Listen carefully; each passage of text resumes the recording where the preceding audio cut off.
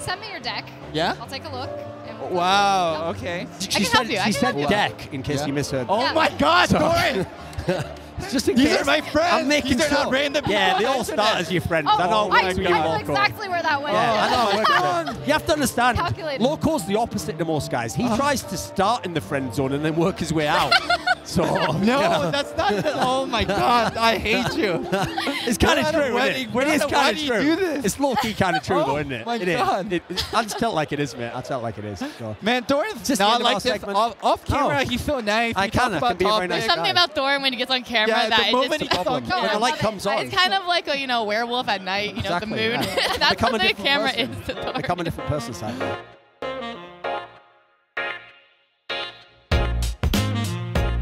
Right, this is episode 7 of Listen Loco, where I listen to Loco and all the shit that he says, and he attempts to like impress me by telling me stuff like, "You won't believe the guests I've gotten, Froggen and sOAZ." I'm like, I've never had those people on my shows. How do you do it, Loco? How do you reach out to these guys and get them to say yes?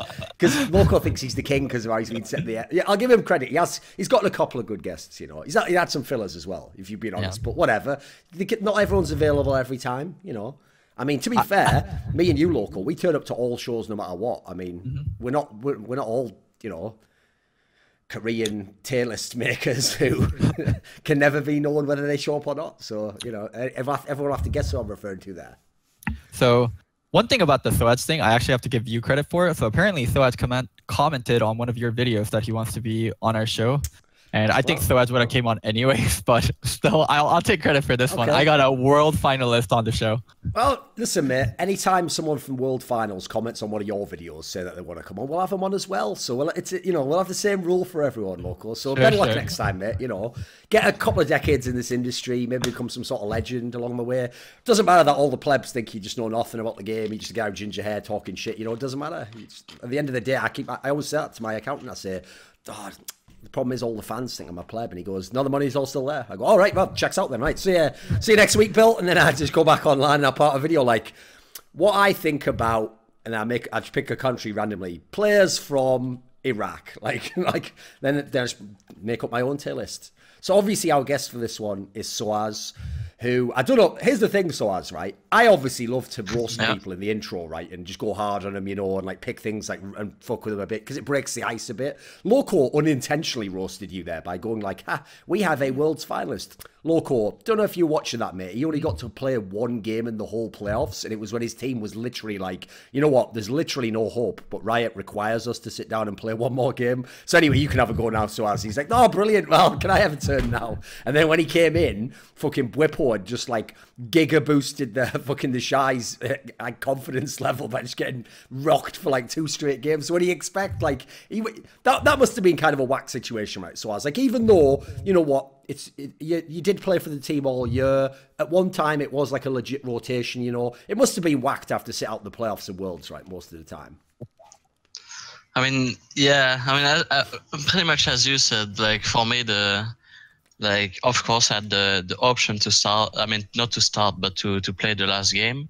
And it was just, the situation was not. Oh, you muted yourself. I think you hit You're something. cutting out. You muted sOAZ, yourself. you're cutting out. Oh, there we go. Right, it's just when you started to talk, it just cut out a second there. You said the situation was, and then it just cut. So start again if you can. Just on that. So yeah, the situation was not the best for sure. As I said, I had the option to play the last game, and I was trying to like weigh the pros and cons of like playing this game, because if I just, you know, like, as you said, like there's really low chances to like win this game. Just I think like the team morale and mentality was not at the highest. But if I will do poorly myself, then people would be like, "Oh, that's why Whippo is starting." And if I do well, then it's like, "Oh, why didn't sOAZ play before?" So there's a lot of negativity if I play or not, anyways. Like, so. Like, I was just in a lose-lose situation myself anyways, so there's not much for me to get out of that, honestly.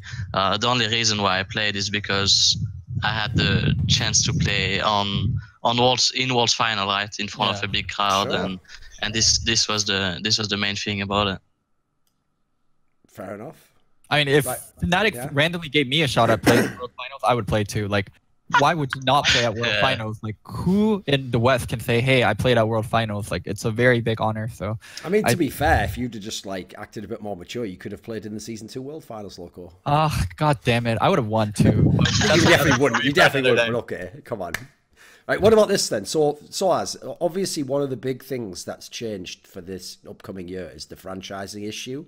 And most people look, for example, at your move and think this is an example of a move that maybe would have only happened with franchising, because now that there's so much money across the board for all these teams, if you want to go somewhere else, if you want to do something different, you can, and you can actually have a legit team around you. You know, you don't have to go, like the problem in the past if you were in a team like FNATIC and you leave is you probably go into a worse team after that. It's unlikely the other lineup's going to be as good. So did this influence your decision making? Would you have left anyway because you didn't want to split starting time? What would you say? Well, I think because of the franchise, most people's contracts were ending this year, except a few people that will be, you know, like Reckless and Sama that have been contracted for like multiple year deal before that. So since everyone had their contract ended, regardless of franchise or not, there will be a lot different teams, and this would have happened regardless of franchise. Franchise just made it so people will get a little bit more money, but I think some really good teams would have been created regardless. Okay. What do you before we get into like specific rosters and the moves that we're making, as a general comment, right? Loco has this like pet peeve of European players where he says that in the past, a lot of them used to say, "Oh, I'd never go to NA, you know, I'm not interested in going there." But some of them actually like secretly had like, you know, tested the waters, like talked to teams, and then it's just at the last minute, you know, maybe they didn't get picked up or whatever, they got a better offer from back home, like the lineup they want to play, and they just said that to kind of like get credit from the community. To kind of be like, you know, like, is that a sentiment among players? Do you think that they actually don't want to go to NA? Is that still a thing? Was it ever a thing? Because I remember, for example, I did that interview with Reginald where he said that like apparently Xpeke was his first choice before Bjergsen or something mad like that. So have these? Do people actually not want to go? What's your take on that? I don't think, I mean, back then, Xpeke, when Xpeke was like eventually offered and this kind of things, I don't think there's like any stigma or whatever about going NA. I think right now a lot more so, because most of the people that have went to NA haven't succeeded that much besides Bjergsen, but Bjergsen went to NA like a lot earlier, right? Yes. But of the past years, like the people that have went there, haven't been like the most happy, and they just don't really like the culture there that much, and it's just too different to Europe. From the people that I've told to, they don't really like it there. And one of the things is like, I think eventually a lot more EU players would go to NA if they could get like a 1-year deal, right? But most of the NA teams, they want to sign you for like two years at least, and for a European to go there for 2 years is just too risky, you know. So I think that's why most of the good players don't want to go there unless there's like a really good offer from like a really good team. For example, Mithi and Sven going to NA is like, it makes sense because it's TSM, and from last year, if you think about the lineup, it's like it can do well. Like I didn't know myself it will be like a first team or this kind of things of like what people were thinking about, but the only time that you will sign a 2-year deal is if you join this kind of team, just like really good roster and players. Okay. Just before we get into it, you're usually a pretty real guy. You said this. Did you get many offers over the years? Like, did they used to ask you every season in the off season if you were available? I mean, I got like maybe like 6 or 7 this year, something like this. Like, I think like two from NA or something like that, and then like four in Europe. I mean, it's not like. maybe I could like get more, if I was talking to absolutely all the teams, right? But I mean, I was getting decent offers this year. Okay. Right, what about this then? So why don't we just get into some of the roster changes and we can bring up a lot. There's so many different angles we can go off on them. So let's start with this, okay? So Loco, before we get the side of sOAZ on this, what do you actually think of the new Misfits line? Because I actually did a video on the topic, but I'll give my thoughts as well briefly afterwards. So what do you think, Loco, of the new Misfits lineup? I think lineup stacked. Like, you got some of the best players in Europe in almost every single position. I think the only position that I really have to question is Febby. Febby didn't have the best year in North America, and Europe is a region where, I mean, mid laners are known to be extremely good. I don't know any of the new mids coming in personally, like Nemesis and Abadage and Humanoid. I don't know how good they are, but I know Caps is good. I mean, I guess there's one less good mid now that Perks is NA, or Perks is AD. Yeah. But Febby's performance in mid lane is going to determine a lot about how this Misfit lineup plays out. One thing that Misfits really looked for in a support was someone that could really play well with Hansama and guide Hansama, and Gorilla is exactly that person. So I think he's going to be a way better fit than Mickey X was, where Mickey X was more of a mechanically dominant support and Gorilla can be more of a caretaker. So I think overall team is built really well, but Febvin is the really big question mark that has to be opened up and see how good he is still. Okay. sOAZ, what did you think, like, when you actually joined the lineup and you agreed to sign, did they already have the other players in place? Like, were you one of the earlier signings? What was kind of the process in that sense? So for me, I was talking to two different teams mainly, and I already knew what was all the potential players within both teams, and yeah, way before I signed, I already knew everything about the lineup. I mean, there's like potential different choices here and there, right? As every team does, because you cannot just go with like a main roster and then just doesn't get the player that you want, and then all this kind of stuff. But yeah, before signing, I knew about it, and the reason why I joined is just because I just wanted to play for the best team possible. I mean, like, best roster possible. Was going to join the team? No, I didn't know Gorilla. Gorilla was like the talks with Gorilla was like a bit later. It was like around the same time as I joined, I think, because at first he was not even necessarily interested in going to Europe from what I've heard. He was just like a bit considering everything, but he was not really talking to like European teams much or at all. Yeah, he definitely wasn't. I would know. Come on then, let's do the section where you just congratulate yourself then. Like, come on. Well, yeah, it'd be like, I knew and I was the only one. So, well, I helped Rilla a lot during his off season. He was considering a Korean team and a European team. I pushed him kind of towards Europe because I felt like if he stayed in Korea, he would have to compete versus these mega rosters like SKT, KT, Africa, and where if he goes to Europe, he can further his career. And I thought Misfits looked really strong for Europe. There's this, I'm not sure what his exact position is in Misfits, but there's this person named Jake Kuhn. He's like a manager type figure in Misfits. He previously worked for Goldcoin United. And as I was talking to Jake, it seemed like Misfit was really interested in Gorilla, and Gorilla was someone I thought would be a great fit for Misfits, and also vice versa. I thought there was a lot to benefit from both parties. So I talked to Gorilla a little bit for Misfits and smoothed over the contract and everything. And yeah, I mean, it came out great. I think Misfit was probably going to get him anyways. I think they were his best option, but I was really happy to be able to be kind of a middleman and help out both parties. Right, Loco, obviously we can't give any numbers, but as a ballpark figure, would someone like Gorilla make more playing for a team like Misfits than he did for a team like Kingzone Dragon X? Is there actually definitely? I mean, hands down, like Korean players are not paid that well, and a lot of the Korean players, select few. So like BDD, Faker, mainly people who signed more recently, the MVP type people, yeah. Yeah, the people that were never on the free agent market or paid incredible contract. Peanut, he's someone that was on the free agent market that got signed.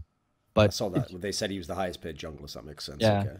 So if you're a free agent, though, that means your team did not want to give you a salary that would make you sign on the spot. And if you're not one of those players, then it's way better in Europe and North America. Okay. Because here's the thing, even though when this roster was made and announced, technically the G2 moves hadn't been made public yet. Like, they were just rumors of like Perks will join as AD carry, you know, and like Caps will be the swap in the mid lane. But no one technically knew yet, like, who's AD carry and stuff.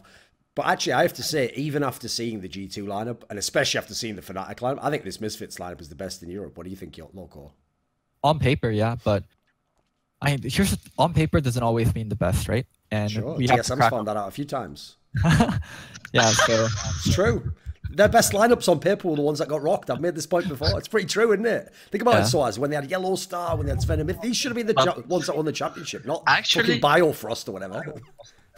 Actually, I think, I mean, for sure, like the meta, I just feel like TSM this year just didn't adapt at all to all the meta turned out to be, honestly, and this was their main fall in that. You know, I'm actually keeping count of every episode and if we talk about TSM or not, and I try my best to not bring up TSM, but so far every episode, it up right there, you little cunt. We've been talking about TSM. You talked about it first. You talked about it first, and I'm just. Yeah, now you've made us talk about TSM 3 times as much. I've just said it there. TSM fourth time. And by the way, I don't give a fuck, Loco. I'm not following any little rules. I'll talk about TSM every time I want. If my fucking family's on their deathbed and they're like, "Oh, see you, son," I'll be like, "Oh, fuck, TSM was shit, weren't they? Bye, Dad." Like, I don't give a fuck. I'll talk about whenever I want. But anyway, there's no restrictions on how many times I can mention TSM. But here's the question, though, Loco. Do you agree with the general sentiment? Is it the best lineup on paper? Yeah, I think it would be between Misfits and G2, and G2 has a huge question. The thing is, like, we can't say much for Febby because he had a bad performance in NA last year, and we can't say much for Perks because he's switching to a different role. Sure. But I think you can make reasonable arguments for Misfits and G2 being the two best lineup. I don't think I can side really strongly on one way or the other. What do you think, sOAZ? Because, I mean, the funny thing is, a lot of people might say that, like, the FNATIC lineup you just came out of is one of the most stacked Europe's ever had. But what's obviously funny about that is that's a great example of how on paper can be different, because when that lineup, like, was starting to be made was years ago. You know, no one knew these players were any good. So, like, is this a lineup that you actually think is the best already? Should it start the LEC as the #1 team? I mean, I think that FNATIC is gonna for sure an easier time from the start, because I'm sure that their mid is gonna be willing to adapt to whatever style they are gonna go towards to. And for us, for example, we just need to like still like find our way, and I think it's gonna be a bit the same for G2. So I think like FNATIC, G2, and us are gonna be the best teams, and are the best teams on paper. Yeah, as I said, I think the G2 and us will maybe be better towards the end, but I think that FNATIC is gonna have a head start in Spring Split. Okay. Right, let's talk about G2 then, because obviously that's the other big move. Because what's funny is there's been a lot of huge roster moves this off the season. Like, so obviously things like Bang comes to North America, Gorilla comes to Misfits, but I actually think the biggest move has to be this. What about the Wolf one? Wolf to where Wolf to where he finally deserves to play. Yeah, he's at about the right level now.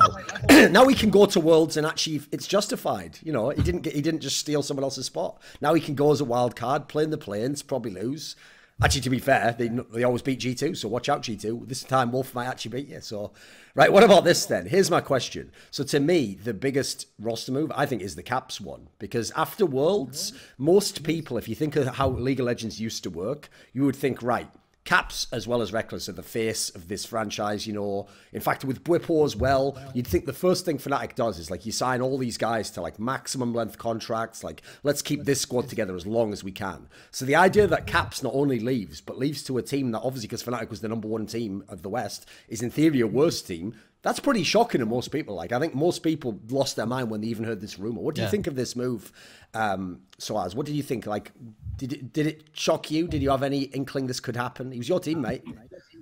Yeah. I mean, just thinking this in the season, and I mean, I don't want to like say too much, of course, about it, but I wasn't like necessarily too surprised about it myself.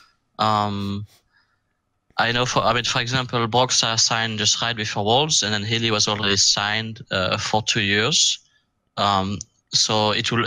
I mean, and Reckless was signed as well, of course. So only one that could eventually think about other option was like Caps and me. Contract was ending, and I already knew that he was gonna consider his other options, and it just depends about what his options were gonna be like.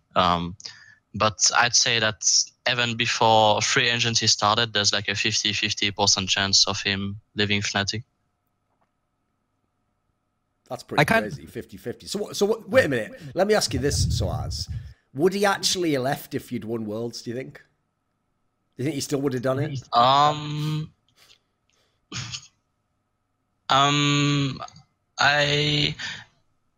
It depends in what fashion. Like, you'd win Worlds.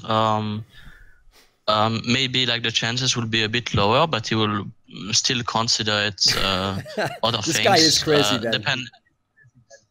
Yeah, it's possible. Like, I think he will still consider it, but then if you'd win Worlds, then FNATIC would eventually have lots better arguments to make him stay as well, you know?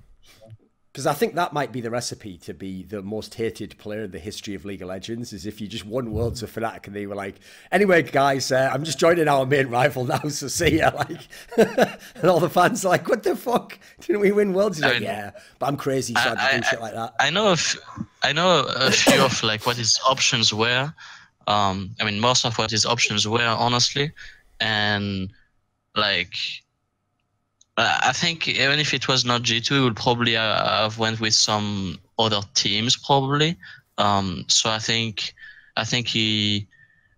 there's high chances that he will want something new. And from talking a bit to him, it was like he just wanted some to change a bit with who he was playing, you know, and all this kind of stuff. Just wanted to get like a new start, because he was playing in the same team for 2 years. What do you think? That's the feeling of what I got. What do you think of this move? I don't know. Well, I feel like in Europe, there's only one place he could go, which is G2. Not that he didn't have offers, but like FNATIC as an org is great. Like FNATIC's one of the best orgs in Europe, like super stable, been around for a long time. I can't speak for the salaries. I don't know FNATIC salaries, but if Caps was going to stay off, obviously he would need a raise, and FNATIC would give a raise, hopefully. Based on the things I know, I wouldn't claim to have super inside source on this. Like, G2 has more money than FNATIC, as far as I can tell, especially for things like salary, knowing from other games as well. So I would think, if I had to guess, I'd say G2 probably can offer the most money without being like just someone who takes investment. It's just wasting the money for no reason. Like, obviously, an idiot could just take any amount of money and offer it. But of the legit orgs, as far as I know, G2 is the best at the moment. Yeah, I mean, and G2 is like the other big org in Europe. Like, if I was going to Europe, it would be... I think Misfits is pretty big myself, you know. Just letting you know those that. Three, yeah. So. G2, FNATIC, Misfits, those three. I was about to mention Misfits. They're bros. Right. They're my favorite European team right now. So, anyways, it was shocking. It was the most shocking move. I wouldn't say it was the biggest move. I would probably say something like Khan to SKT or Bang to 100 Thieves were bigger, or even like Jensen to C9. But it was definitely the most shocking. Man, here's the question though: is it a good move? Jensen to C9? Yeah. Or not C9. That's yeah. I mean, to be fair, Incarnation joining C9 was a pretty shocking move, because they were all nice guys, and he was literally sending people those messages like, you are weak, both mentally and physically. And then that one way he just told someone like, is this your IP? And then just DDoSed him straight offline.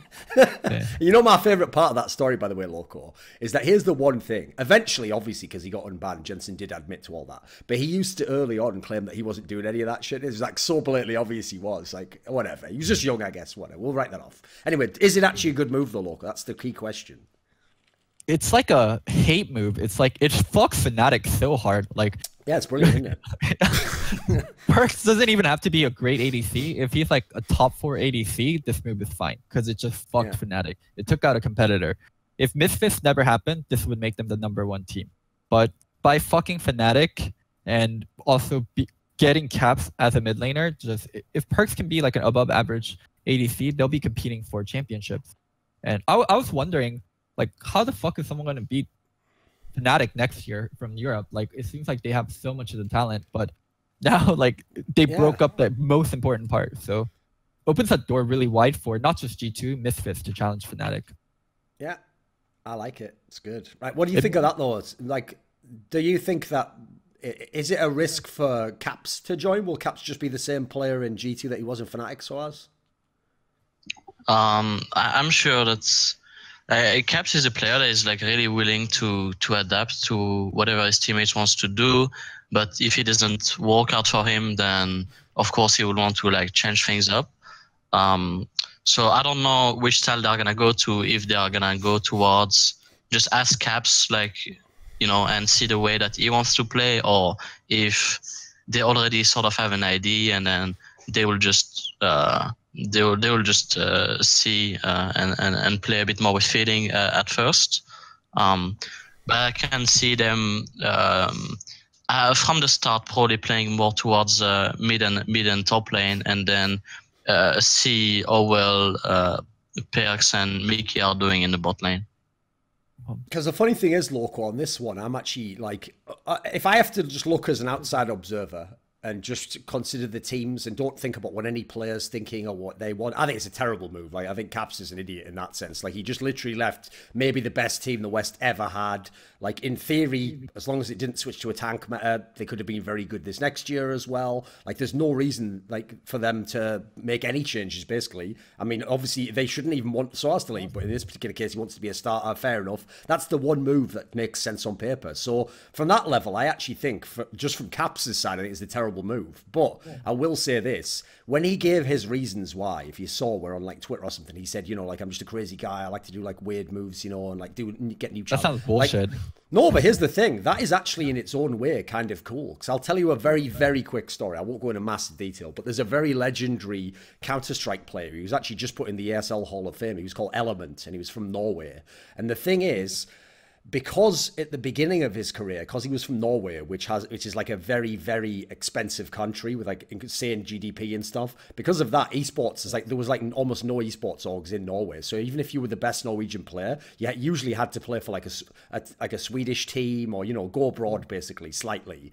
And so because of that, like, yeah, Norwegian players would sometimes have to go and play for the best Swedish team. But this guy took it to like the next level, and literally he used to like every year swap team to another rival team, but it would nearly always, because he was so good himself, he nearly always swapped from the #1 team to the #2 team. And he actually literally did, like, one time he beat a team in a major final, then just joined them next season. Like, and the reason why is exactly like this. He used to basically be someone where he was a very brilliant player, but because he was like just naturally brilliant, he wasn't one of those people who thought of like it as like a career and like you've got to grind and still want to. He just wanted a new challenge every time. So he wanted to be like, right, well, I got to #1 with this team.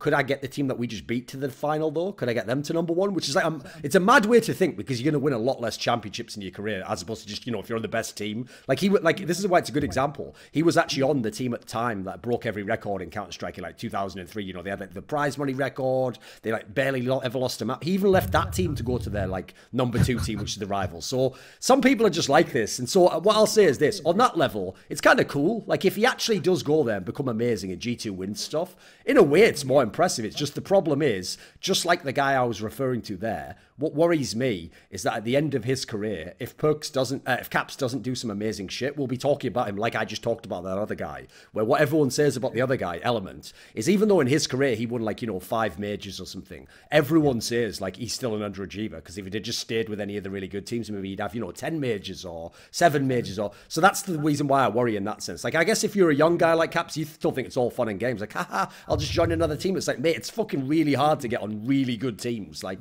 that. You don't just trip over and get on them. But what do you think, Loco?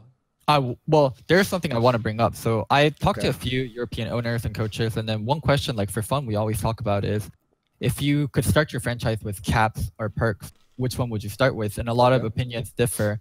And then one thing that a lot of teams said is, if you're G2, you probably start with Perks and you keep Perks if you can only have one, because he's the face and he's the brand. Then I asked my Twitch chat today, what would you rather have, perks or caps? And they actually brought up a super interesting point. You should always take perks over caps, because perks is always able to consistently recruit players. Like Zben and Mitty, and then now he's recruited caps.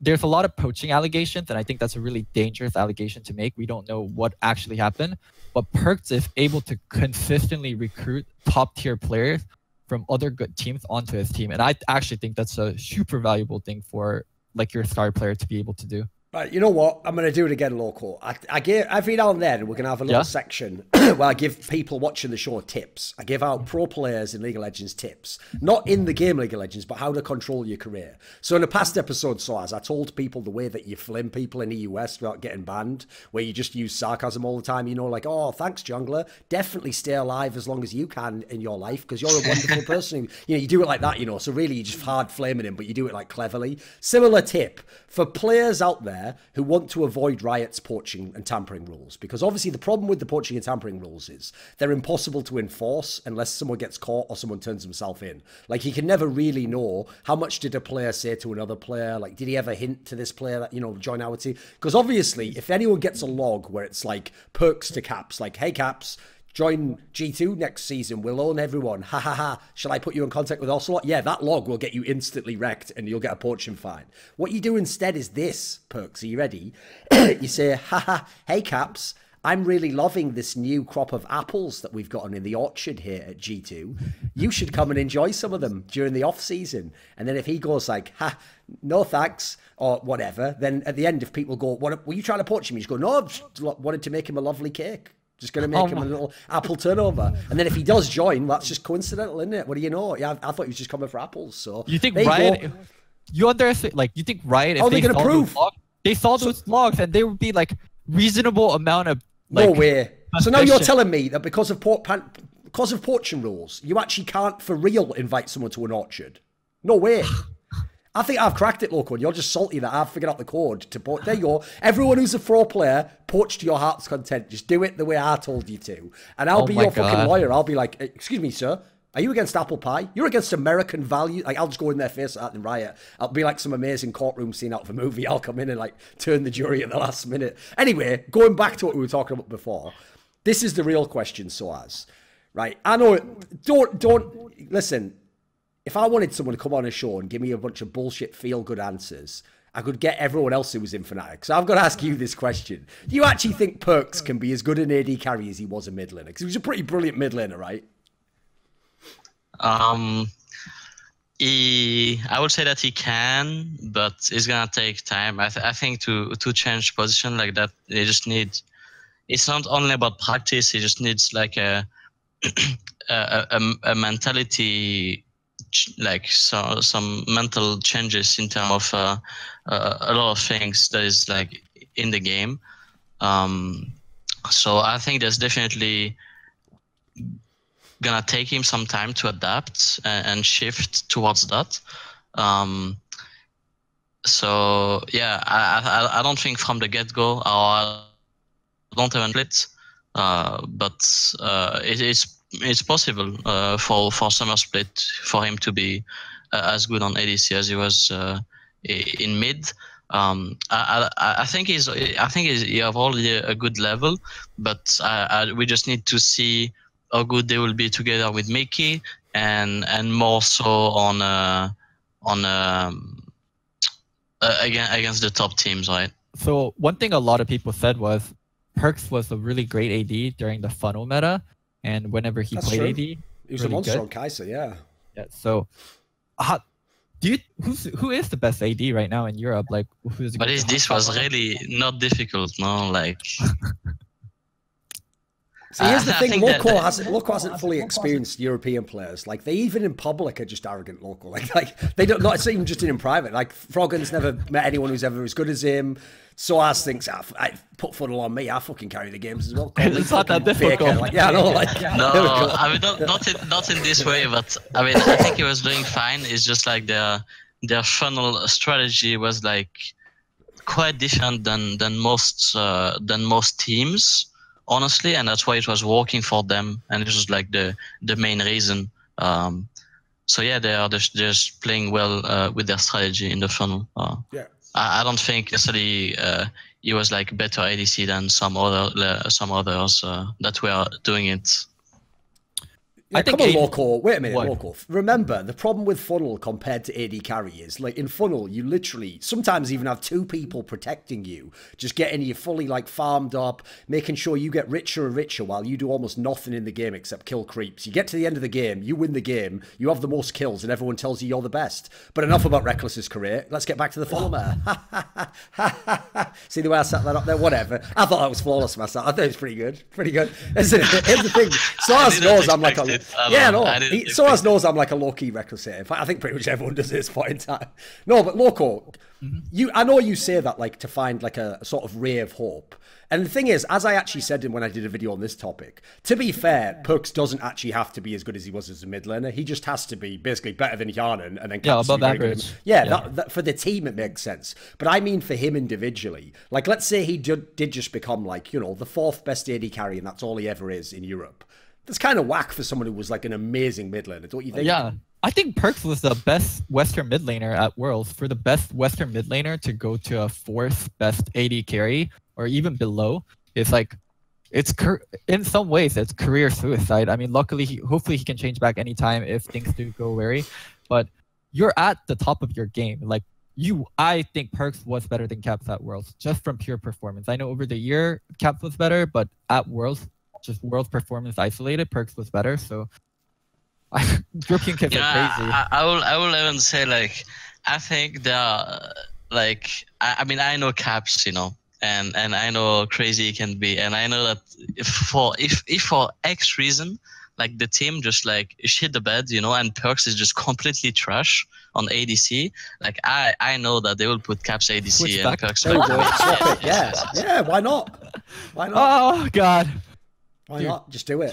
Teams would die to have either Caps or Perks. There's NA teams that would pay like upwards of 800, maybe even $1 million for either of them. The fact that G2 has both and like is gonna maybe struggle and switch one of them onto AD carries is just fucking crazy. You know, that's also why if you're an observer and you're not on these teams, it's also why it's whack. Is because, like, for example, if you're just a fan of Europe, you're like, why are we putting our 2 best mid laners on one team and one doesn't even play mid laner anymore? This is just stupid. It's like when there was, like, this is going to be a reference that only some American fans will get, but it's a good one. It's one of the only baseball references I have, which is apparently when the Yankees, because they used to just have the most money and buy all the best players in baseball, at one point in time when they had, I think it was when they had A-Rod and Derek Jeter, I think they supposedly both play the same position, but because they had them both in one team, one of them just switched to like another position. That's how like ridiculously stacked the team was. But like it's the same logic, you know. If you had like the 2 best players at one position, you'd want them to be on different teams, wouldn't you? So they could actually compete in teams better, not just join the same team to win.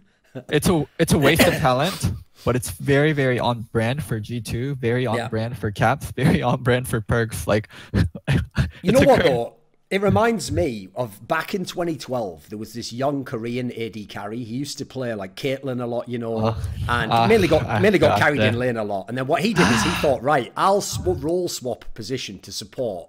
And that definitely ruined his career. His name was Locodoco. If you want to see some top keck, just go watch like IPL 5 and MLG Winter, I think it was, or Autumn or something like these. MLG Fall Championship, I think it was. Watch these 2 tournaments and watch fucking giga boosted Nunu Locodoco just like flash fucking E or whatever on Nunu and double lift literally just looking like, oh Jesus, I'm gonna have to carry this whole game myself. Like, it's actually amazing because he was in Elo hell. Yeah, admit it, that was a bad period, Loco. That's the one that was a bad period. I'll say this: support is my best position now. I hit masters on support in NA.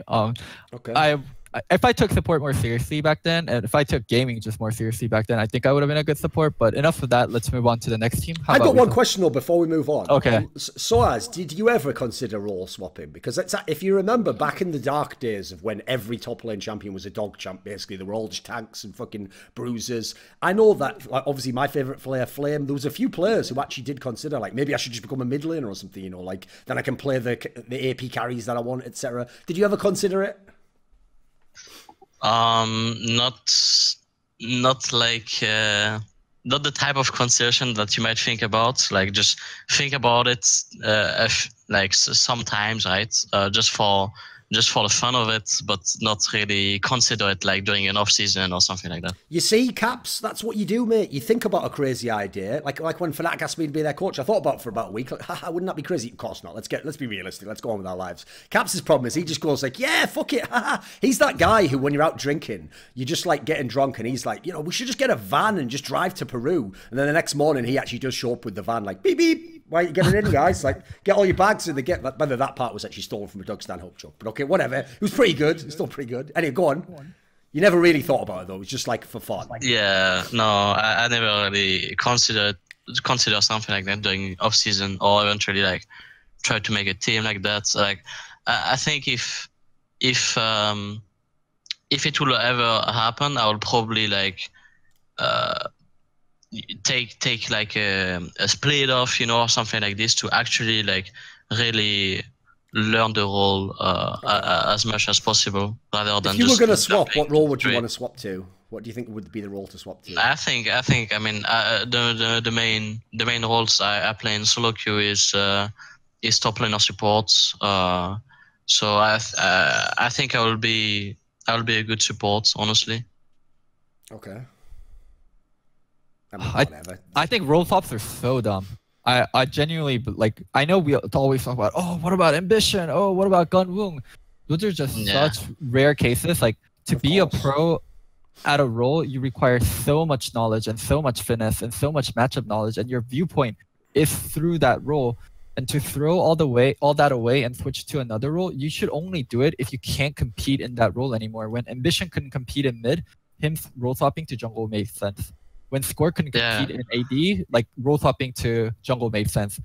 Perks is still one of the best mid laners in Europe. Why are you swapping? Like, oh God. Oh one thing is though, I will say this: the one part to this move that you cannot say is bad is on G2's side of the equation, the fact that you actually get to fuck your main rival and take like what should have been their new franchise player, that is gangster as fuck. Like I have to respect that. However Ocelot pulled that deal off, that is straight baller. Like he must have been on some straight like fucking Snow White level shit where he's just like preparing some poison apple or something, like, here you go, Caps, you want this? Like, again, apples again, the theme apparently in G2, and for me, that's the way their whole recruitment method works. Give him the best. No, but you know, like, how did he trick this guy into joining his team? The main rival. Yeah, what a baller. I would do is sign Caps and decide between Perks and Caps who's the better mid laner, and send the other one to NA and use that buyout to get a better AD. That way you don't have him competing in Europe against you, and you send them away to NA, and you can have. Yeah, but then you'll maybe not join, right? Then. I mean, he'll find. I'm sure there's NA teams that would like die to have either. Like, and you can just force the contract onto them. Like, it still blows my mind. I'm sure Caps was talking to a lot of different teams, and he just went for G2 because he felt like it was his best chance to compete at the highest. So yeah. All right, before we could move on in topic then, the last G2 thing I wanted to ask was, like, so people like Loco who haven't watched tons of EU LCS over the last few years aren't going to really know, like, Mickey X. He's, like, a player who obviously, like, I mean, a few seasons back, he wasn't even playing for a good team, but, you know, he's, like, been around the scene about. What would you say about this player? How do you describe him?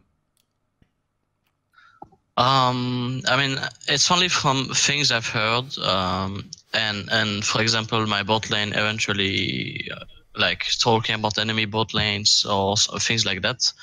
From this year, I don't think it was like even really arguable. Like you could like argue too much about it, but I think like Mickey and Hans was like straight up the best bot lane in terms of laning, and then Reckless and Hilly were just maybe better in terms of macro sense of the game.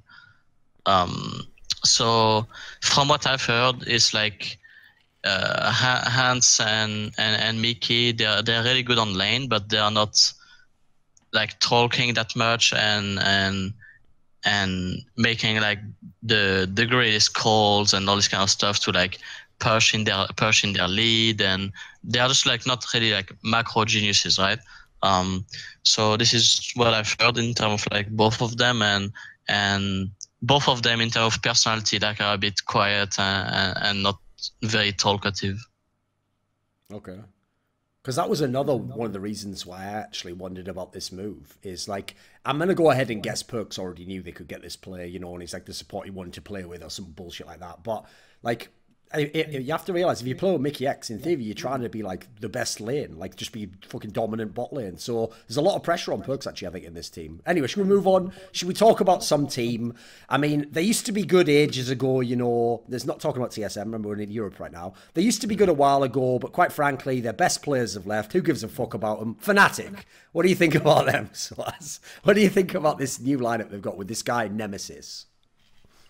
Yeah, I mean, I was saying earlier, I think they're gonna be probably the best team at the start because they are changing only like one player and they have like a core of with the others, and yeah, they will be the best team at the start. But I also know that there's some chances that they can flop still, depending of like they keep all the 4 players, right, and like they've played for a bit of time, and we had like good and bad times, right? So I know that I know all was the atmosphere in FNATIC, and I will say that even though I think they will be the best team from the start, there's some chances that it can flop for sure. Wait a minute though, you said there like, oh, they've only lost one player. Like, first of all, that was the MVP. And then second, of the entire league. And then secondly, they also did lose you as well. Like, remember, what if next year it's all just fucking tanks and then you're like, you merely adopted the tanks, I was born in it. Like, the old Bane line, you know. So, isn't that a big deal to lose sOAZ? And the MVP. I mean, I think like the way it was for me is like as soon as I joined FNATIC, like people maybe might think about like this year, but even last year, like there's really a specific style that like the team wanted to play, and I was like sort of like, it was not like I don't want to say like forced, but it was like the best chances for us to be the best was just for me to play this style. So I just ended up playing this style like willingly because I wanted to like win, of course. But yeah, so I think I will for sure need like a little bit of time as well myself to like play outside of this style because I've been playing like this for 2 years, right? So yeah, I mean, it depends of like when you create a roster, you need like some different type of players. So we will see, for example, if FNATIC have enough players to like make, you know, good calls mid to late and just like play good macro overall. I think that Reckless is probably the one that have like the most knowledge in terms of mid to late and is gonna be able to make those calls. But we will also see if there's someone to help him in that sense, because in FNATIC, at least when I was playing, like the one that we were talking the most, like mid to late was actually Caps and me, and then early was mostly Broxa, eventually making calls or asking questions. So I don't think early is gonna change too much. But maybe mid to late, someone is gonna need to step up in the role that, for example, I or Caps had. What do you think on this, Loco, the new FNATIC? There's a lot of strength in carrying over 4 players, especially I think 2 roles that are very good when it carries over into next year is jungle and support, because jungle and support have to work together for a lot of the aspect, and jungle and support are mainly the shot callers on the team. It seems like on FNATIC that's the case for early game, but not so much for mid and late game. I think FNATIC will have that synergy like sOAZ talked about, and they'll be strong early, but the ceiling for your team is how good your carry is, and Reckless has never been like a uber carry. Like he's been someone, if you funnel resource into, he will do his job later in team fights. And now Bwipo is like the only carry on FNATIC. I have no idea who this NEMESIS guy is. Apparently he played for Mad Lions. Like I just have no idea on their mid lane. Apparently is like a well-rounded player. I mean, he can carry, and he's also decent at understanding like mid jungle duo and what he needs to do with pressure. So he's like an upcoming talent. Let's say like same as Caps, but maybe less crazy, you know. I actually think this move, though, puts the pressure on Reckless, actually, because if you think about it, if you go back a few seasons, especially when Caps first joined the team, Reckless was like the fucking hard carry. That was like his time when he was really popping off and he was the MVP of the league and everything. But obviously when Caps developed, and especially when you could play all these top lane carries, I mean, it's actually logical if you're Reckless, then you don't say like, oh, play around me, I am the star player. No, you just do whatever the team needs. So I think if Reckless can go back a bit to where he was like 2 years ago, a year and a half ago, I think he could make this team one of the best again in Europe. Maybe. The only thing is, though, everyone who like writes off sOAZ because Bwipo had one good year does tilt the fuck out of me. Because I tell you what, go back and watch Season 7 Worlds when the first week FNATIC was just absolute shit in that group stage. The one that had Immortals, Gam, and Longdew at the time they were called. Go watch that second week that they play, right? Because sOAZ just fucking hard carries these fuckers out of the group stage. It's like Reckless was like, people are gonna say that I was like the reason why we are doing bad on the first week as well, you know. No way. Reckless already looked like he had, that's what people think, you know. They think that it's like, oh yeah, sOAZ played good on the second week, but he was also the reason that they did bad on the first week. So you know, like I saw Reckless's face like after week 1. After the games on week 1, he looked like he was sort of like, we're fucking out of Worlds already, I'm sad. And then you were like, listen, Reckless, get in my fucking backpack. We're not going out of Worlds now. There'll be plenty of time later to sit around crying about losing. Of course, Reckless took it too literally again, didn't he, later in the tournament? I think... Anyway, I'm the best deadpan in the fucking business, mate. I always set it up with the deadpan. Come on then, Loco, let's move it on.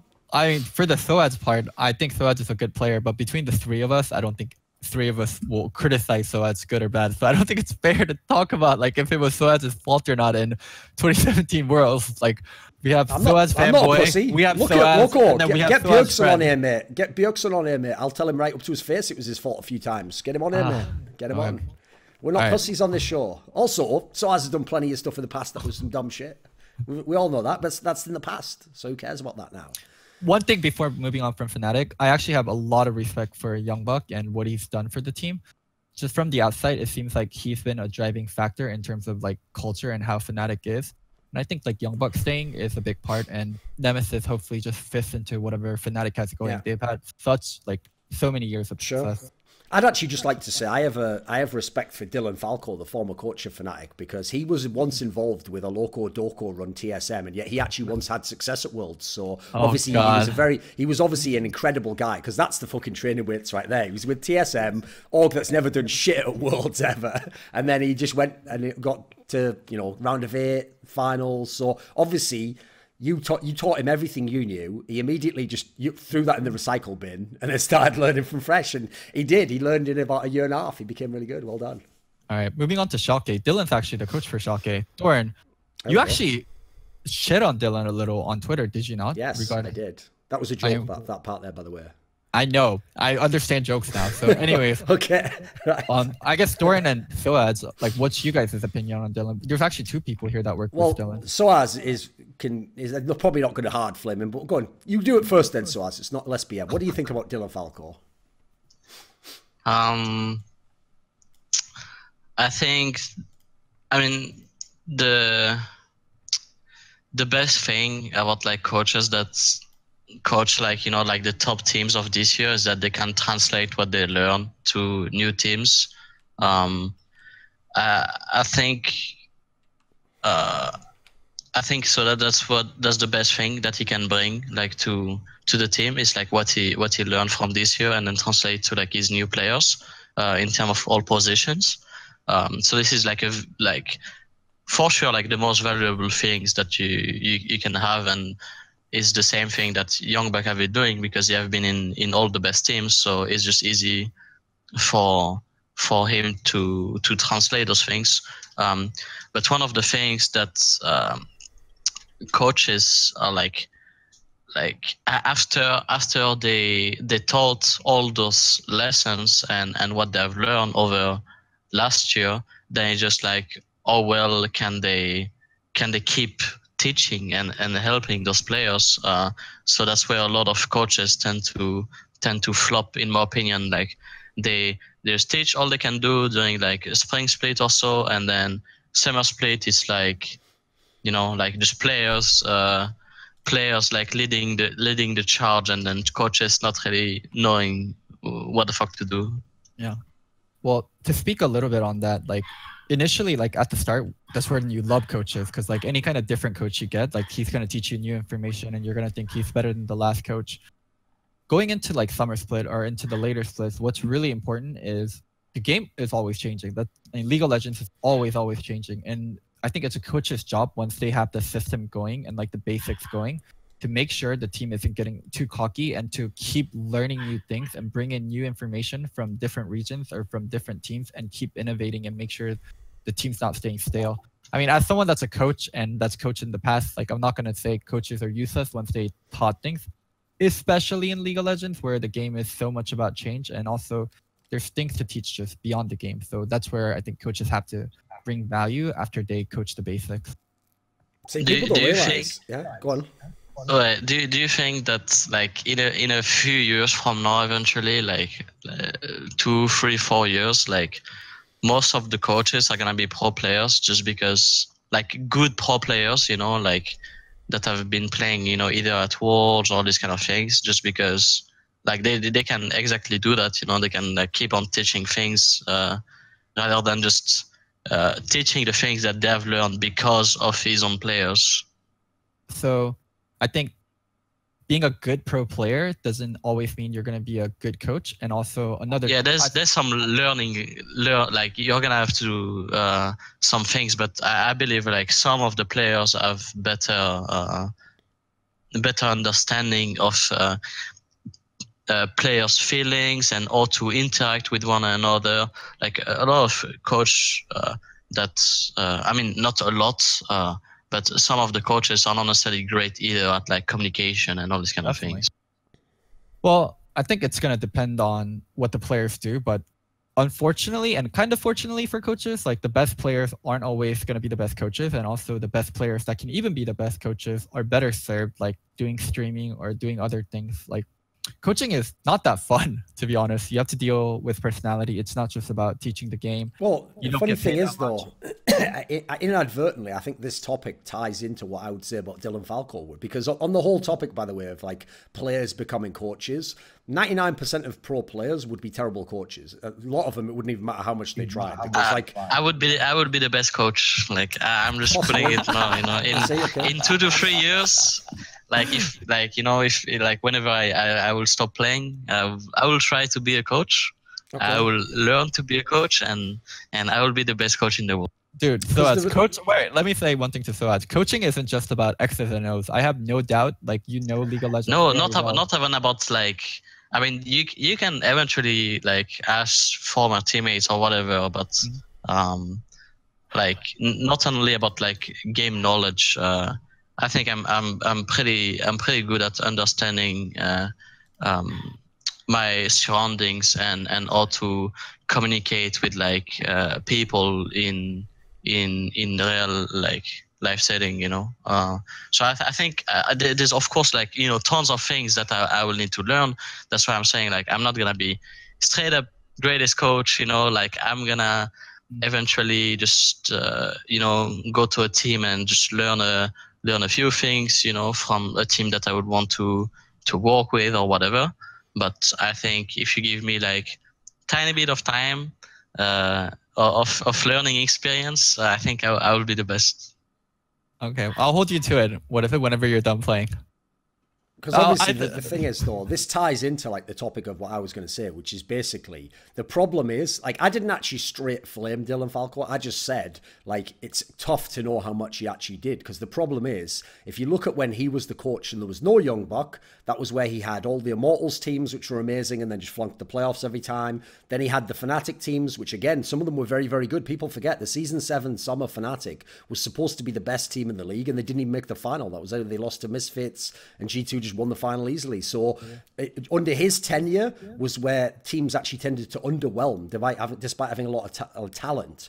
But then when Youngbuck joined for this year was when obviously the team had all this amazing success. Like they won the LCS, they went to the final Worlds. So what I actually said in my tweet was the big problem is, yeah, you have to leave room for the possibility that, like, you know, Caps and Brox have just got better as players because they're still so young in their careers. That could absolutely be true. And obviously, Whipple wasn't even there last year and was a big part of why they were successful. So I'll give him room that he could have still done a lot as a coach. But from the outside, if you know Youngbuck and what he's done in his career, it looks to me as if, like, if I had to guess, I would guess Dylan had, like, above average, like, X's and O's type knowledge of the game, can like, figure out comps, how people can play, etc. But the area that, if anything, Youngbuck seems to be building like a strong case for himself as a very good like coaching figure within an org is the intangibles of the games, like how to manage people's egos, how to make people feel confident in themselves, how to make people recover from a loss, or how to you get a new player in your team and everyone in the team. So like I'll give you a great example. What's happening right now?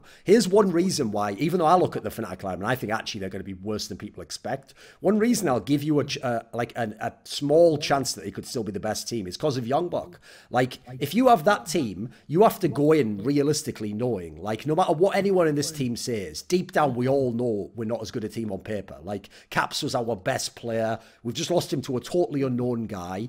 We haven't got sOAZ either. Like, how you then get that team to then think of the new season will be a big part of how good they are at the beginning of the split, in my opinion. Like, if you all just keep it like it's a truth that none of us are going to say, and we just pretend like NEMESIS is going to be the best player in the league, then you'll probably do really badly if you lose a few games. But if you have people's expectations managed, and you have them along the lines of, like, you know, we're going to build him up into a good player, and the rest of us are going to do our positions well, you know, like, those things have nothing to do with X's and O's, but they could have so much of an impact on the team, and, you know, how people themselves think of how they're going to play this split. I think the problem is, the reason why that will always be an underrated quality is because no one can really know what you're doing there. It's all guesswork, it's all speculation. But that's just my take on the topic anyway. Oh, we'll see. Like, we just have to open things up and see. Anyways, like, finally, actually moving on to Schalke. What do you guys think of the roster? And also for me, I don't know that many European players other than the ones that play at Worlds. But one name I keep hearing, and one name that I keep getting told to watch, is Upset. As an AD carry, apparently he's really good. Like, how good is Upset, sOAZ? I think there's always like different opinion about ADC, right? There's gonna be like the opinions more so towards like the style of Reckless, for example, or then there's the opinions more so towards the like Ansama and Forgiven and these type of things, right? I think Upset is like a bit in between the two eventually, more so towards like Reckless, probably, like at least from what I've heard.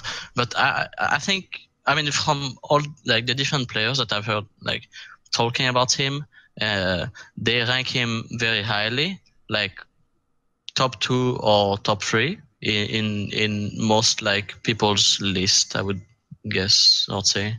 Okay. What do you think of rest of Schalke's lineup?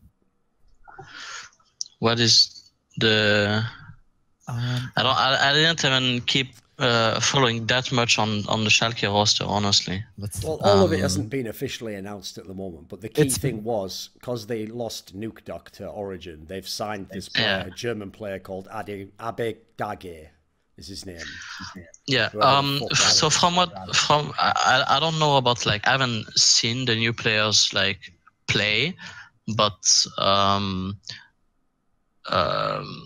from all the mid laners that I've heard about, people are like praising a lot NEMESIS, I know, for example, and then all of the other mid laners, like most people say that they are good. So there's like upcoming mid laner talents, maybe not as good as eventually NEMESIS can be, from what people are saying again, but they are still like good talent and can eventually like do really well as well, for sure. Yeah. Well, another move as well is that it looks like they brought in Memento, who used to play in Roccat, people might remember, as a Swedish jungler. And actually, I can speak on him, because not only have I had him on my shows, but I watched some of his games when he was in Roccat. And quite frankly, the Roccat team wasn't very good. Like, a lot of their players were kind of whack, and it was clear they were on, like, a budget roster. You know, they had to just get whoever they could.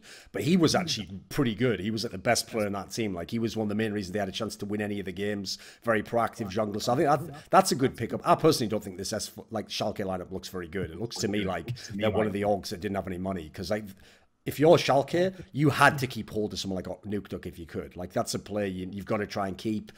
Similarly, Vizicachi was like a massive name for you in the past. Like he's gone as well. It makes it sound to me like Schalke didn't want to spend much money for this off season. I mean, they got like budget pickups. They got Odo and Ignar. Those are respectable players in Europe, no? I know. Where are you seeing all these names? Is this all just rumors or something?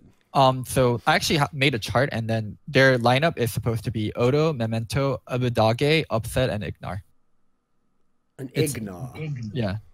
It's not too bad. I guess it depends. It depends on, like, it's a new team, so probably gonna be harder from the start, but can potentially be a playoff team, right? Potentially. Like, I think Odo Amner is a very skilled player. Didn't have the best year last year, but still had a decent year. But in the past, I think he's been a very good top laner, so I think that's a good pickup. On the upset topic, that's a weird one, because the thing is, like, sometimes you can tell the team themselves of Schalke think that, like, upset's going to be the next Forgiven, because there are games where they literally did just, like, put all their resources into him and just give him, like, the champion he needs to carry. But I have to say, the reason why I was interested in sOAZ's answer there, that he seems like it's more towards the reckless side, is because I think, like, mentality-wise, upset seems like that. Because if you want to be the AD carry who's, like, old school AD carry, like give me all the gold, and if the game gets to 25 minutes, I carry all the team fights. You have to be an incredibly confident player to do that. And so if you're anyone who has any sort of doubt, like that's one of the reasons I always had my questions about Cody's son. It's like whenever I see someone's like a bit insecure and like that's not the role for you, mate. Like go play a different role. Like AD carry's got to be the dude who really thinks like I'm the man. Like just give it to me and I'll win the game. Yeah, I mean, I think he's more so towards like this side, as I was saying, but he also has some moments where he likes to, you know, like go in also. Like Reckless tend to do that, like more so like when he's absolutely 100% sure, yes. But Upset does it, doesn't have to like be absolutely 100% sure. So sometimes like it will backfire. But he take a bit more risk, I would say. Okay. Also, I will say he does have very good mechanics as well, Loco. So, like, the potential is there. We'll see. I personally don't think the Schalke lineup's that interesting. Should we talk about a more interesting team? Because I think the interesting team to talk about in Europe, in LEC now, which, by the way, I know everyone made this joke, but maybe it was only me, but the second they announced the name of the league was LEC, and it was like Lek, all I thought of was that fucking Rick and Morty thing, like, lick, lick, lick my balls! Like, that's like the first thing I thought of is second. It's like, that, what a terrible rebrand. Like, anyway, so, what about this then? Vitality has kept basically pretty much the same team, but they've then been able to add Mowgli, who was, if people don't know, he was the jungler of Afrika Freaks. Him and Spirit used to swap that role around, and he's the change. Whereas obviously people remember the story of Vitality before Worlds was they were like a solid team, and then Kikis came in to replace Gilius, and then they had that run where they looked like they could have been pretty good, and obviously at Worlds they showed a very respectable performance. So what do you think of this move, sOAZ? We've got basically the same team, but add in a Korean jungler. What do you think? I think I don't have that much perspective, honestly, about Vitality, but from my own perspective, without knowing too much, I think it makes sense. Of course, like there's a lot of praise towards Kikis because he helped the team to like sort of bounce back from their like bad weeks, or also during the season. So there's a lot of praise towards that. I think eventually, if it could be another player, like maybe what they needed, it was just like new blood, you know, and a new player to come in to help the team more so than Kikis. Like this is just speculation. Like I don't know. But I think what Kikis was lacking was just being a really consistent jungler. He was often taking like a risk of win or lose the game. So yeah, I think it makes sense for them if they want to go to like the next level in terms of League of Legends. Okay, what do you think, Loco? Mowgli is definitely going to be a mechanical upgrade over Kiki's, and I'm not going to lie to you and say I'm like an expert on Kiki's or expert on Mowgli. One thing I have to question is if this was a team that struggled so much with Gilius and Kiki's came in and turned the team around, wouldn't that make his position on the team pretty important, and just replacing him for a mechanical upgrade kind of hurt the team overall? Or do you think Kiki's did not play that big of a role in terms of like how this team functions?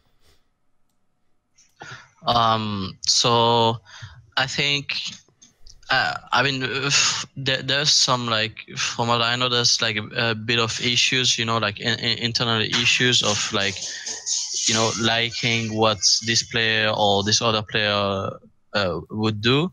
So I think yeah, it was pretty much just new fresh air for like everyone, like like a new start.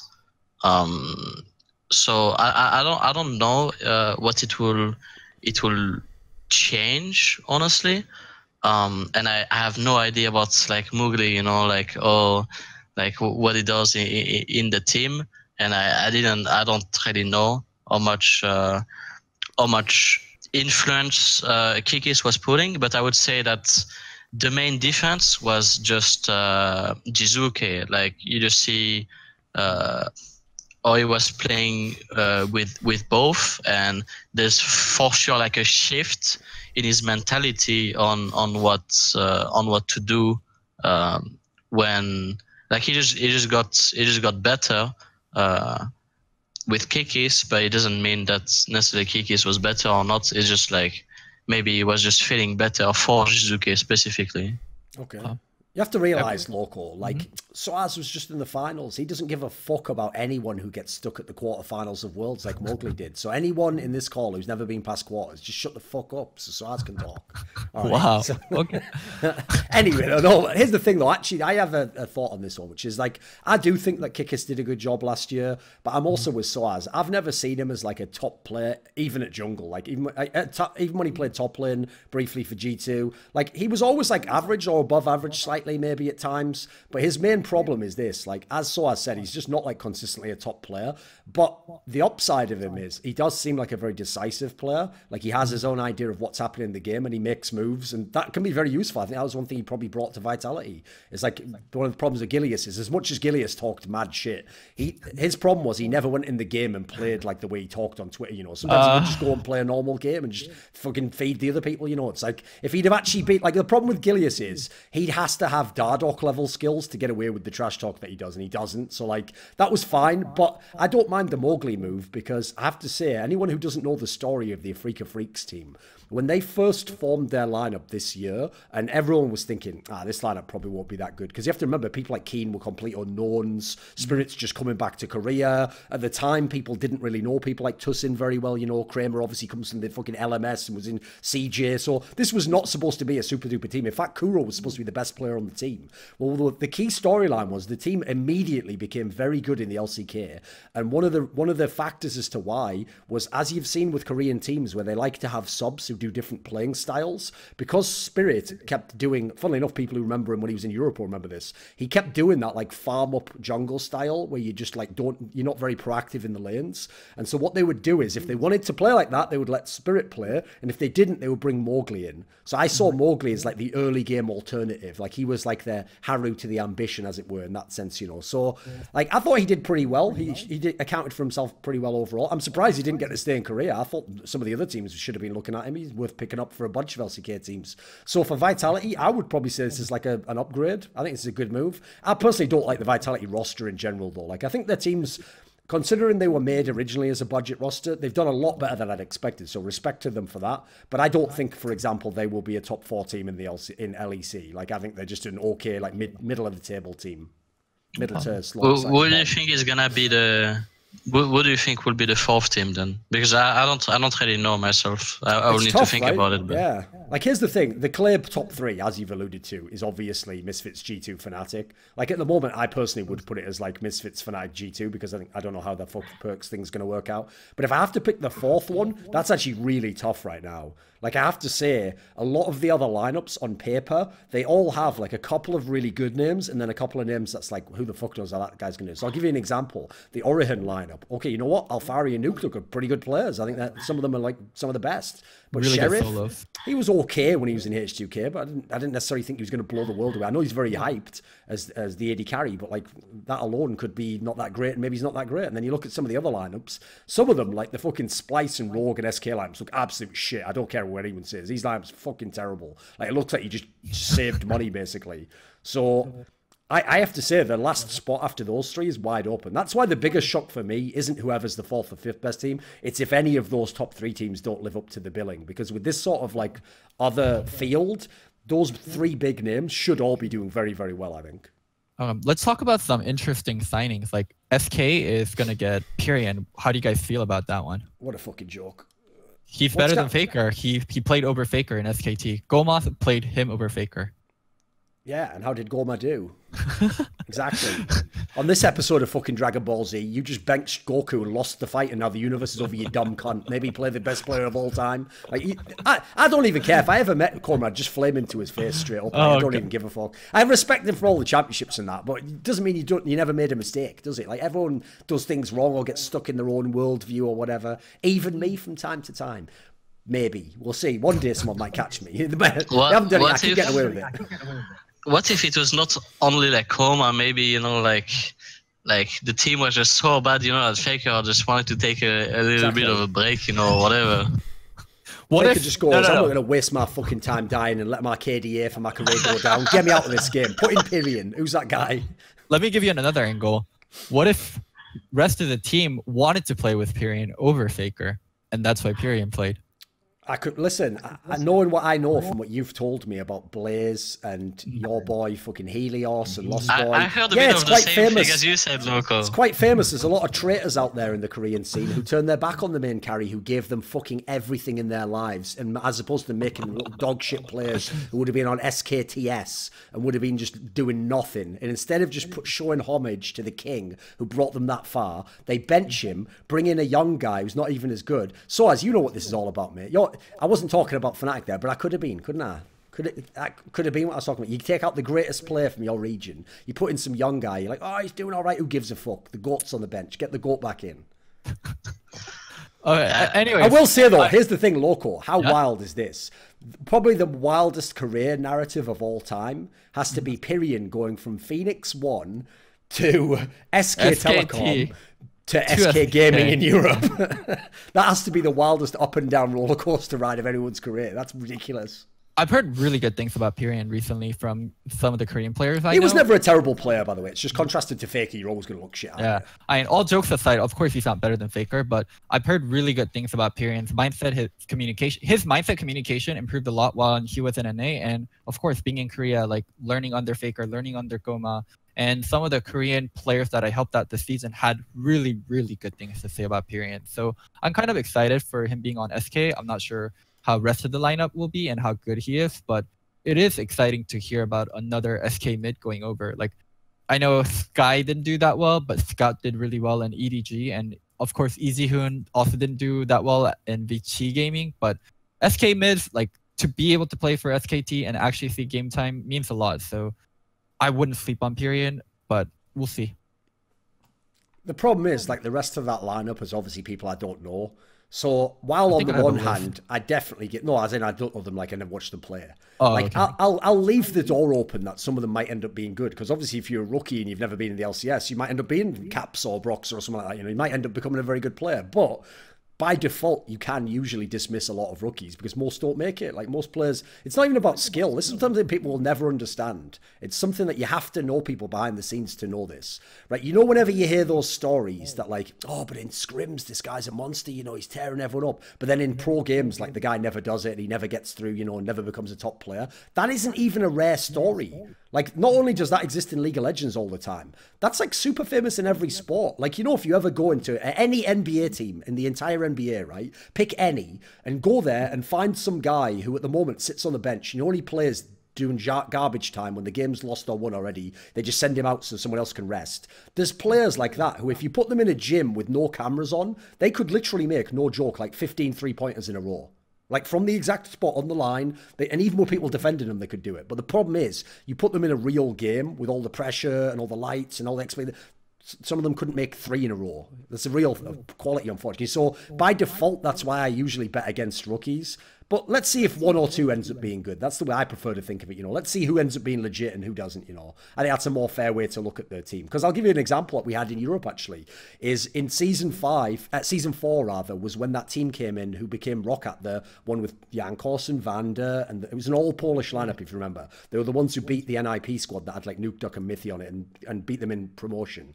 Well, the key thing about that team was they, at one point in the spring split of that year, were top of the league. They were top of the EU LCS, which had, you know, FNATIC and Froggen's Alliance and all these, you know, big names in it. But in the end, they did fade away, and that team didn't become a top team. They didn't win the LCS, and they, you know, most of them aren't even in the LCS anymore. But, like, my point here is, 2 of them turned out to be extremely legit players, Jankos and Vander. Like, they went on to have much longer careers, play with other teams. So it's like that. Whenever I see a team with nearly all rookies, I'm looking at it that way. Like, that's the optimistic way to look at it. Yeah, most of them probably aren't going to make it, but let's see who does end up being legit. Maybe one of them becomes an amazing top player or really good support player or something. So, personally, I don't have any expectations. Should we move on to another team? Well, I think all the teams are like pretty much done now. Like Rogue, like we have Rogue, Splice, XL. Like these teams don't have complete rosters, and we can only go off of rumors. There is like a super interesting topic that I did want to talk about. Did you guys see LS's European tier list? It's like it's being really controversial right now with like the comment Perks made, and like him arguing with H2K Rich. But I've heard also like what's the story? It's like at first he even said himself that he didn't want to make the tier list because he didn't know that much, you know, about Europe and these kind of things. And then people were like a bit insistent, so he just did it anyways, and then he just got on Reddit and all this kind of stuff, and then it just went from there. So he said from the start, apparently, that, it was not necessarily like something that he wanted to do or whatever. Mm-hmm. So people like just take it, you know, to the first degree rather than just thinking of like, you know, like arguing with it. They just think, oh, this guy is very fucking stupid, rather than just talking about, oh, I just think that maybe this is better or whatever. Yeah, you have to realise, I would just go with sOAZ on that. Like, my basic comment would be very similar, which is, like, first of all, if LS straight up admitted, like, I don't watch EU super heavily, why is everyone going super ham on him now? What, is he just not allowed to have an opinion? It's not like he went on to, like, fucking Perks' Twitch channel and, like, was like, right, I'm taking over your channel now to it. Perks, everyone has to only look at my opinions. No, he just put his own opinions on his own fucking stream and YouTube channel. Okay, is that the end of the world? You can definitely correct him. Like, I think most of what Perks said, like, in terms of players, he probably had some good points. Like, obviously, Wonder shouldn't be considered the same fucking tier as, like, Ruin. That doesn't make any sense. But I already know that in the mind of, like, LS, because he hasn't watched them that much, he's judging them on other factors. Like maybe when he's seen Ruin play solo queue, he's actually really good or something, and he thinks, you know, he was on the bad team and individually that's the sort of thing LS goes off. That's the reason why, for example, this year not that many people went on about Alfari because Misfits wasn't as good, but I know LS always holds him in very, very high regard because, again, he knows him personally, he's seen him play solo queue loads, he knows like his game knowledge. So I would just say on that sense, like, same thing, the other reason why he obviously said Selfie was really good, because again, he's known Selfie for years, he's worked him, so it's just natural bias. It's like when funny, everyone does get flamed for this, because obviously you get flamed all the time, Loco, for bringing up Bjergsen whenever we talk about like mids or whatever, but it's the same reasons, because you know him as a person and you know that even if he has a bad year, he'd probably bounce back and have a great year. So like, it means there's going to be times where if people ask you who you think the best mids are and TSM did badly and you say Bjergsen, they're going to think you're an idiot, but you actually have your own reasons as to why you'd say it, right? That can't be accounted for just the official matches. Yeah, I mean, everyone has a personal bias, and also I think super important thing when making tier list is writing down your criteria and the fact that it sticks to the tier list. So I think LS's tier list had a lot to do with potential individual mechanic and like if everything was correct for this player, and that's why a lot of people disagree with it, because realistically there is a distance. But I think if he wrote down his criteria and like, hey, this is how I'm going to rate players, this is what I'm basing my ratings for players on, I think there would be a lot less controversy. I agree with you a lot on that, because obviously it's what I said that we would do when we did, for example, like the greatest Western team to go to Worlds video, is like, you've got to put your criteria before you do the list, because the good thing about doing that is you will actually sometimes be able to catch your own bias. Yeah, like your own self, yeah. You know, if you've said, for example, you're going to use laning stats for AD carries, you can't then just go to an AD carry who had bad stats and be like, but I know he's really good though, you know what he said. It's like, no, you pick that as a stat. If you're going to criticize a top laner for the stats in that way, you've got to include it for the other guys. So I would just say that, yeah, that's probably another mistake LS did. Then again, though, he probably didn't know he was going to be judged, and everyone, and like Perks would see it and respond or whatever. So it's fun drama, and you know what? I'm not saying whether he's right or wrong, but people probably went too far. And by the way, if of all the people to make a tier list, I think you, Loco, you and LS are probably the two that are going to get flamed the most, because people are just going to either say you didn't watch the league, or they're just going to say, oh, look, you're biased because of this player or that player. So like, I always say this, right? It's like when people criticize my videos and they say, all you do is just say controversial things and like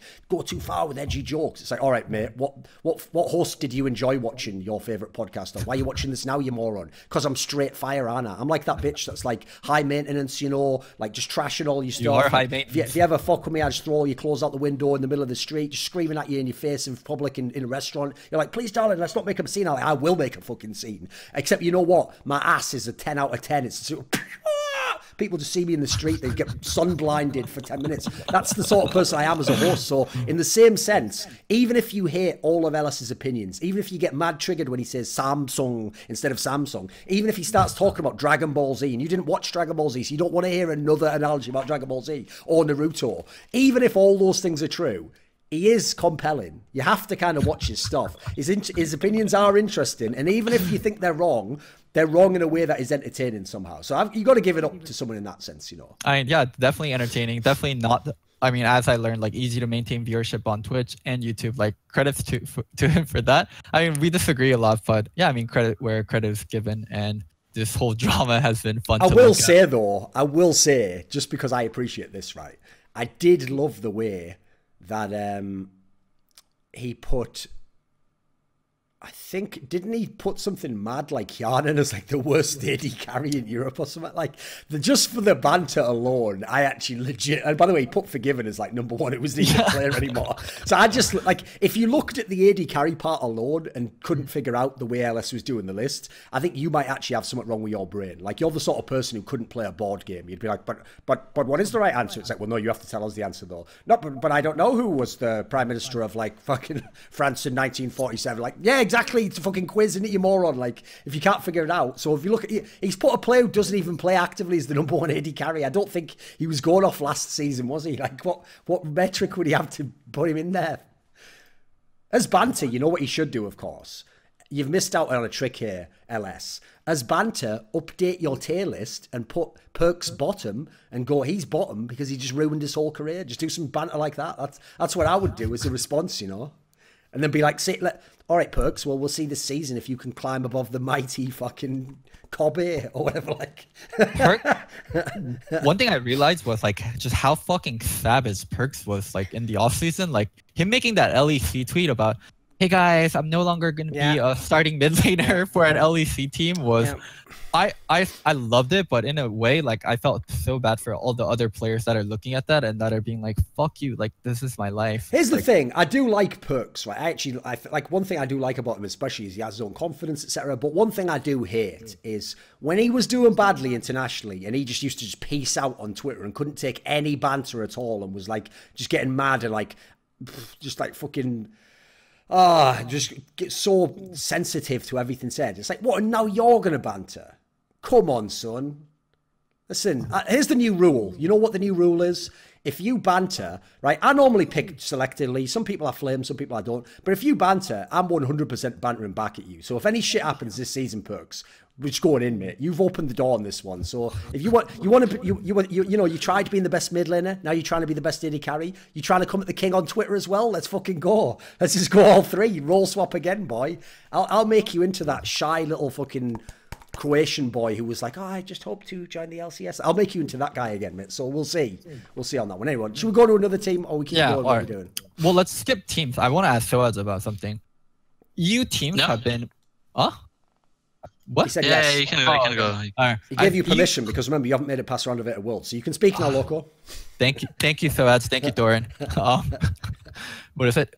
EU teams have been moving farther and further away from imports. There's so many teams that are just 5 EU players now, and very little Koreans. While NA is getting more and more imports and people are getting naturalized. What's like the difference between like EU and NA, where it feels like EU is becoming more and more European, where NA is becoming less and less North American? Right. sOAZ, I can't even believe you just asked this question. It's a very obvious answer, isn't it? There is because maybe. Are you ready for the obvious answer, Loco? NA players are shit, and what is it? European players aren't shit. Like that's the obvious answer, right? It's not my fault. Reality proved it out over 8 seasons of League of Legends, mate. You're saying it like it's just some conspiracy theory I have. Like, you know, it sort of has been proven. You know why? Because who are the best players in the NALCS? They're also European, you moron. They're all the star players are European. That's not even the thing, though. Like European teams are deciding to take risk on European rookies instead of bringing over like good Korean imports. Like I do think European teams like who can you like give us like a, it doesn't have to be a literal example, but give us like an example like, oh, this type of a player has been overlooked like, for this type maybe of like someone like a Kuro type of player, like Kuro after he was available for Africa, I think would have been like a good fit for FNATIC or for SCHALKE or for Splice, where they got Humanoid or NEMESIS or Abadage, where like these players I've never even heard of. So, like, yeah, I'm curious about why European teams are becoming more and more European, and why they're kind of shying away from imports.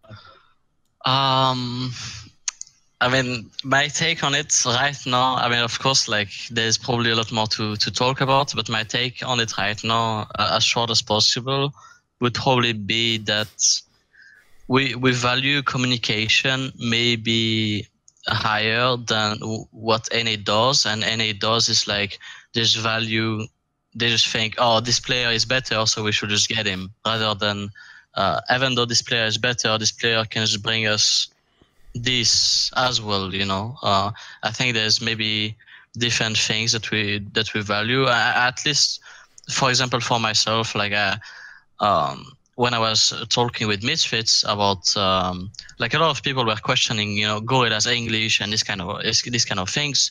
So to put it in perspective, when I was talking with Misfits, like I strongly suggested that if they're thinking imports, like I want someone that speaks English, like because I knew for example that I didn't know like how long I would want to play in Misfits and this kind of stuff, so I wanted to go for like a really strong lineup from the start, and for this year, for example, and I wanted someone that could fit, not like from the week 1, you know, but at least after spring split, like, you know, he's already integrated in the team and you know, he works well.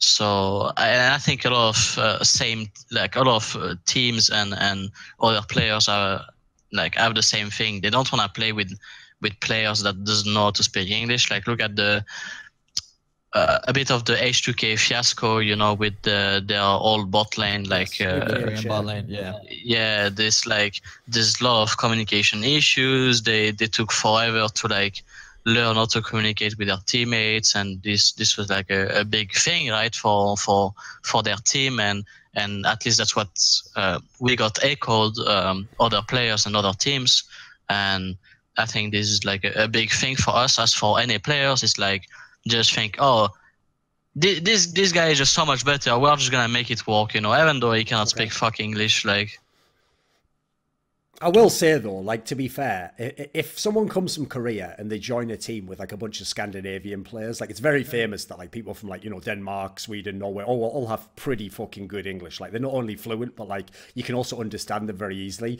Good fucking luck to Gorilla joining a team with sOAZ in it. Like sOAZ is going to be like, guys, I play a long time in my career, but you have to focus if you want to find happiness in this game. And then Gorilla's just messaging Local like, why did he say we we have to fuck us and find a penis in the game. Like, I don't understand what he's talking. What does this mean? And it's like, see, the natural miscommunication I can imagine happening. They have a good translator. Yeah, we have a translator that speaks fluently French, English, and Korean. Yeah, so that's pretty good. Yeah, she'll be a really good translator. She knows League of Legends. She knows StarCraft 2. She knows esports. She knows Korean culture. She knows French culture. She knows American culture. I think like you guys killed it with the translator also. Oh, what's the other questions that I want to? Oh, I also secretly low-key hope that the reason why sOAZ wants Gorilla to join is because think about the last 2 teams Gorilla was in. In fact, I think the last 3 big-name teams Gorilla was in. He was in Kingzone Dragon X, where they just set up the bot lane so Khan could carry. Before that, he was in Rox Tigers. They set up the game so Smeb could carry. Before that, he was in Najin Shield, where they set up the game so that Save could carry. Like, sOAZ is like, yeah, I like the cut of this guy's jib. He knows how to play League of Legends. That's the thing. Let top carry. Like, first things first when Gorilla gets there. Like, I would like the top lane to carry. Yes, he's already integrated in our culture. I accept you, Gorilla. Like, you are a good player. I respect you, even though you couldn't make it to Worlds Finals again, like I did this time. You only made it there once, same amount of times.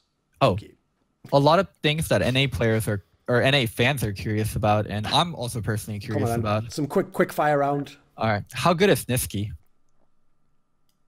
The people consider him to be a good player. He had some. He didn't have like really. He don't have like low lows or super high highs, but he had more highs than lows over the year, I would say. So I think he's pretty consistent mid laner. I don't think he's gonna be a type of player to be recognized like Caps, for example, or like, you know, like Jugs and Caps, all these type of players, like Perks, for example. But I think he is good enough to be a good fit for this team and to make it be a top team, honestly. Okay. Well, I mean, with you here, one thing that I also really have to ask is, like, people talk about age in esports all the time. Like, when you get over 25, you're not able to play at top tier anymore. I think there's like... Did it apply to you? Oh, shut up, Doran. Fuck, you've never even been a pro player. Fucking Christ. Show some respect. Wait a minute. How would that make any sense, though? Because think about it logically, what you just said, dumbass. I was over 25 the entire time League of Legends was out. You think about your own logic. What about fucking CSGO, dumbass? Wasn't there other games you could have played? Yeah, I definitely could have been a top player in CSGO. You're sure, right. The game that came out in 2012, you daft cunt. How old do you think I was in 2012 again? I don't know how old you are. You don't know the banter, Loco. You could be 70. You don't know how the banter. There's other games you could have been good at. StarCraft. Much like bad. Here's the thing. I've been a pro player. Well, questionable. You haven't been shit. Questionable. You haven't been shit. Do you want to know something, Loco? What? We can only compete in the areas of life that we each are in. And you know what? In my area, I have vastly accomplished you. I'm a legend in my field, and the whole time, are you ready? You're a legend for being an asshole. I've literally been an esports journalist for almost 20 years, mate. Like, you weren't even a twinkle in your dad's balls back when I was actually, like, doing this shit for real. And here's the last point I'm going to make, mate. Are you ready? Do you want the real kicker, Loco? Sure. Forget respect, right? Respect's just a thought in a person's idea. You know what's tangible? Gold coins, mate. You can trade them for services, for things. Do you want to know a little detail, mate? Every year of your entire life that you've ever been a pro or a coach, I've been paid more than you for doing my job. End of story. I win. Top score. You don't know my salary. I know I made more than you, mate. I know I made more than you. Don't worry. You're very petty and you're a very little person. If we went back in time, you just compared the fact that I wasn't a pro player as to the fact that I can't have a joke about you being a shit pro player. Yeah. You have to think about all the, you know, the videos I saw it made, like shouting out sponsors like at the start of his videos. Let's just put it this way, sOAZ. Let's just put it this way, mate. Who's the person who's doing a show with who here? Do you think I went and found Loco and said, Loco, we got to make a show, mate? Like, you're the only one. You're the fucking king, mate. No, exactly. So we'll leave it at that. That'll do. Let's not get nasty. Let's all just get all friends again. Let's just get back into the topic. Let's go on with the show. So anyway, back before Loco got triggered that his career went to shit, shit after 2012. He's trying to talk about the fact that older people often are thought of as not being able to be pros anymore. Like maybe you can't be a pro if you're 28, for example. What's the situation with you? Because you have obviously bucked that trend. Like some people would say you were at your best last year, the year before, even though that's very many years in your career. What would you say on this topic? Yeah, I mean, I would say the way that I felt the most confidence is probably the way that I was the best, and this was probably, in my opinion, this year and last year was my best years. People like we didn't see like necessarily that much. I mean, I played most of the season, but then I didn't play most at Worlds, and people tend to remember mostly you know, the latest achievements or competition, right? But I think overall I was the best or at my peak sort of over this year and the last one. Yeah. So you don't think there's any truth, as in like if you get older, like you're not gonna have mechanics, you're not gonna have, what is it, like I guess like young people fire, like whatever people want to call it? I don't really see it much. I don't really see it in myself yet. Eventually, you know, in the like maybe if we talk about it again in 4 or 5 years. But I think what happens mostly with people is just in terms of motivation and just lack of just lack of motivation to more so towards like just being the best and just being content with just being good enough, you know. Sure. Well, one thing you could maybe talk to this actually, sOAZ, because this is one thing that you might not know, Loco, is that because sOAZ has competed for so long, I've told this story before when I did Narrative Wake with him on the last one, right? When I did an interview with sOAZ in, I think it was in like season 4, maybe? Was it season 3 even? It might even have been season 3, the first season of the fucking LCS, when I first went there and did like those grilled interviews. Right, so we're talking about 2013. In this interview, sOAZ even says, like, you know what, like, I actually, if it was just about playing League of Legends for fun, I would have quit this game ages ago. Like, I don't even find it fun to play as a pro. Like, I just play it for the competition, you know, and to try and be the best and to try and help my team win, etc. So what's funny is at the time when he told me that, I would have bet that he would be one of the players that would have been retired years ago. Like, you know, he would play for a year more. Maybe he'd get on a team that didn't do as well, and then he'd be like, fuck it, I'll just quit. But one of the things that I think is a reason why someone like sOAZ has actually been quite unique in terms of being a top player for so long is a secret to being a veteran in any game is you can't go at 100% all the time. You can't practice 100% all the time. You can't practice infinite amount of games every day. You will burn yourself out if you do that. I've always thought that was the flaw in the Korean method. It's like when people are on top, they just practice way too much and you can only last a few years if you do that. I saw that in StarCraft. So sOAZ, to me, is one of those people who learned over the years, like, you know what, you don't go super hard on week 1 of LCS. You might not even go super hard on week 5. You pick the big games that you have to win to be the top team.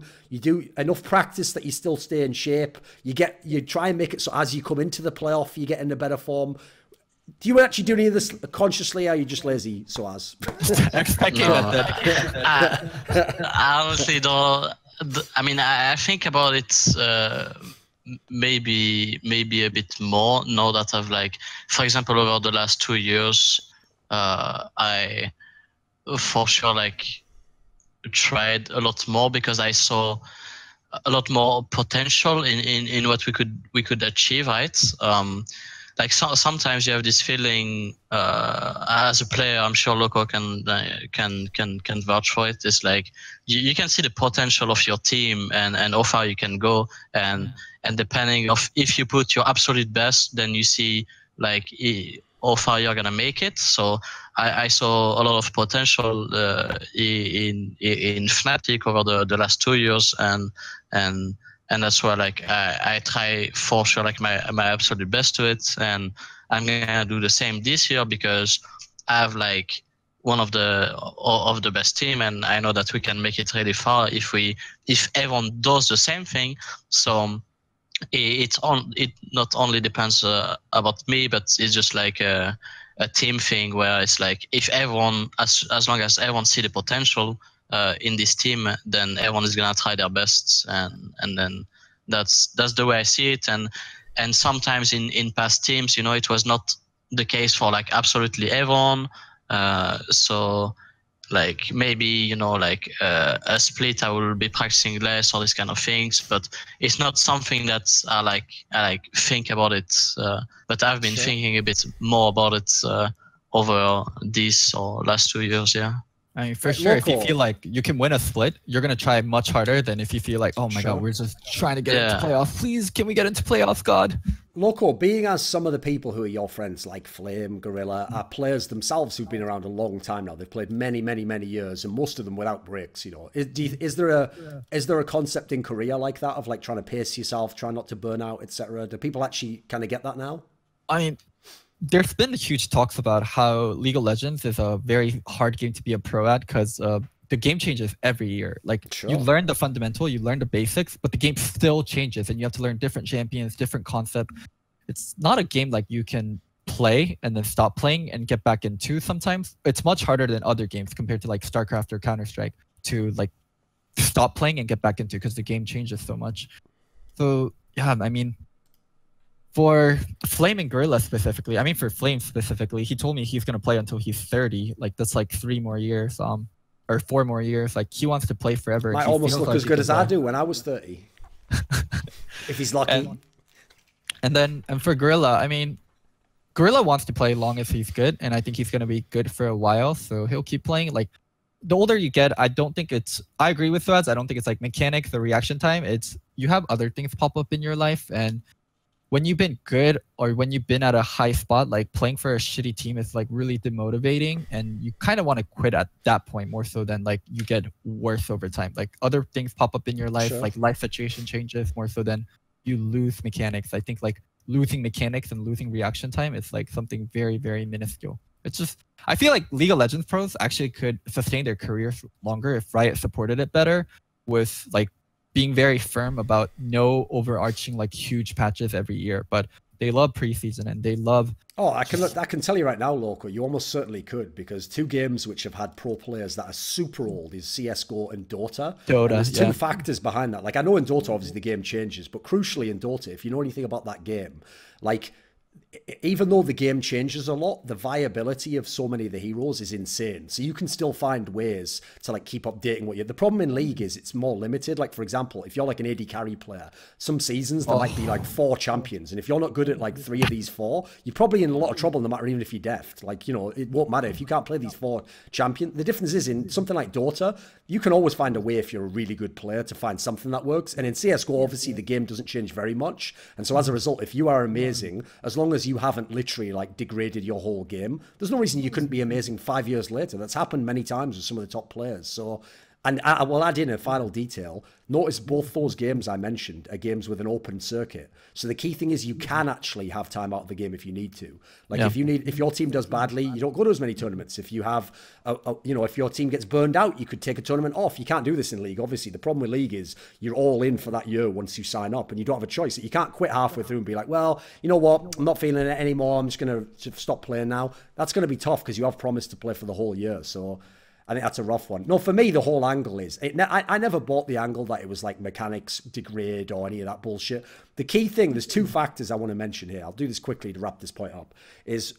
I think real sports would have exactly the same problem that League of Legends has if they were the same size as League of Legends. Because the 2 main reasons, if you're a sportsman, that you keep playing no matter what, no matter how motivated you are, is 1, you make so much money, it would never be worth saying, oh, I'm actually tired of playing American football. I think I'll just go and work in a car dealership. Like, it's never going to make money sense. So you'll always keep playing as long as you can for that reason. And then secondly, it's obviously a great status thing to be a sports star. Like, even to be the worst player on the Patriots is still way cooler than being a guy in an office. Like, that's still a pretty cool thing. So again, you'll keep playing because it's like, that's a good reason to motivate you. It's a good reason to keep doing it. The problem in esports games is, first of all, you never used to get paid that much until like the last few years. So if you aren't as good anymore, you don't care about the game. Actually, you could go get a real life job that might be as good or better and even more satisfying. And then secondly, obviously the status used to be absolute shit for esports. Like, actually, if anything, you could even, I've even heard stories from back in the day where there were top Counter-Strike players in like Counter-Strike 1.6, where back then, even the best player in the entire world whose team won every tournament might only make, including salary, like $30,000 in a year. Well, if you make 30,000 in a year, this is like about 10 years ago, you know, but if you make 30,000 in a year and you won minimum wage, then your family even's going to tell you, like, listen, I know you're good in the game, but just quit, like, get a real job, like, go to school, you know. So if you take what my point is as the years go on, you notice these factors are being reduced. Now you get paid an amazing salary if you're an LCS player in any LCS. Now the status is getting pretty good. In fact, now you see there's a lot of people who quit a few years back. I know this in all esports games, who now say, like, fuck, if I'd have known how big it was going to get, I would have, of course, kept playing, you know, like, you could be a superstar now. So I think naturally, eventually that won't be a problem. I think you'll have tons of players who are like 31, but they're like the veteran player in the team, you know, and they're like very wily and know what they do and stuff, you know. That's my take anyway. Okay. Do you have a next topic? We've got a few more we can do. We won't do too many, but we'll do a few like quick fire style, because some of these you might know, you might not know anything. sOAZ, do you know anything about Broken Blade, the new top laner of TSM? Not specifically. I know he's. I mean, I've watched a few of his. I saw he played a bit of in-houses, and I watched like two of the games I think that he played, and he seems to have like a decent understanding of the game. And yeah, I mean, I think that's a good first step. Then it just depends on how well he's gonna fit with his team and communication and all this kind of stuff, and what his role is gonna be within the team. Because I think in TSM, like, what was lacking with Sven, Mithi, and Hansa, and like all the Grigny and Jurgen, is just that they just try too hard to play macro. Like, they are just not taking any fights. They're like, whenever they had free time, it was like, oh, let's reset to buy to get some more wards. Like, right now, all the game is like when you have a free time, or when it's like someone have pressure or whatever, you try to use it to like eventually force something, like a team fight if you have number advantages, all these kind of things. And I just felt like TSM was just way too passive, honestly. And maybe he can eventually help with that by just finding opportunity to do something. And I think he's a player that will go more so towards this style. So I think it's good. Okay. Since he comes from that Turkish league, which obviously is where they got Caps and where like Whippo and a whole bunch of players have now come from. And I was telling Loco on a past episode that like one reason I knew about the Turkish league is because there's so many fucking Koreans play there. Actually, there's actually like quite a lot in the league. But I've also, you know, now we've gotten a few people who are EU players, where basically the route to being a pro is like they didn't get through Challenger in EU, so they went to the Turkish league for a while, and now, as we saw with like NEMESIS, some of them have been signed to LCS teams. So do European players like know the players from Europe that are playing in Turkey? Like, do you have a sense of who these people are? Like, did you personally know any of these guys? Like, did you know who Caps was before you joined FNATIC? Only by name. Some of them, I mean, most of like I didn't know that much about Caps, honestly, but I heard and I knew about Broken Blade. About Caps, I didn't know that much. I mean, at the time, like, you know, 2.5 years ago or two years ago, the only thing I knew about Caps is that he was just like a toxic kid, you know, like that was the only thing that I knew about him. Do you remember the Faker video where he's like, who's this random that took my Zed? And then he got killed? Yeah. Yeah, there's a better one like than that, Loco. Cocky kid. There was like a famous log where he just like threatened to end some other player's career before he'd even joined the LCS, which is like, that's pretty good banter right there. Jesus. I love how toxic you people are. It's the shit. I love it. Because I come from CSGO, mate, so we don't get banned for that. We just do whatever the fuck we want. Interesting. Yeah. Any more topics, Dorian, or should we wrap it up? Let me think. All right, I've got one last question for you. Here's one last topic that sort of will suit sOAZ, I guess, in this sense. Is, right, So obviously, if you look at all the regions around the world, like they don't really do it anymore, mainly because like the meme for NA just doesn't work anymore. But if you remember back in the day, they used to have that like logic of like EU has the best mids, Korea has the best top laners. The reason why I say it's a meme is because the meme used to be NA has the best AD carries. Like, yeah, not quite. You have one guy, but you know, like. But anyway, that used to be the meme, right? What is the narrative? I don't think. Does EU have the best top laners? I will answer, but first, I don't think like anyone. I remember like like Frostgreen or like they made this kind of things, right?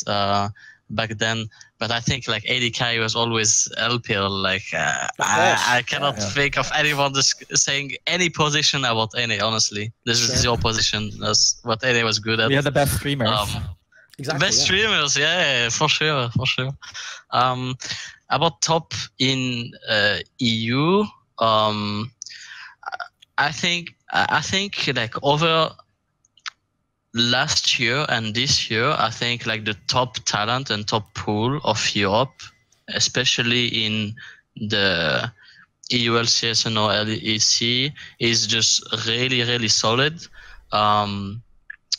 For me, I always say that I like to wait until like a player actually just go to Worlds and see how well he can perform there to like have a good judgment on what he can do.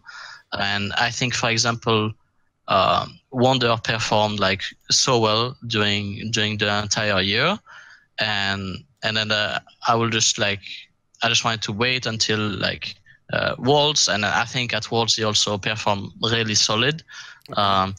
So it was the same for Alphari, for example, last year.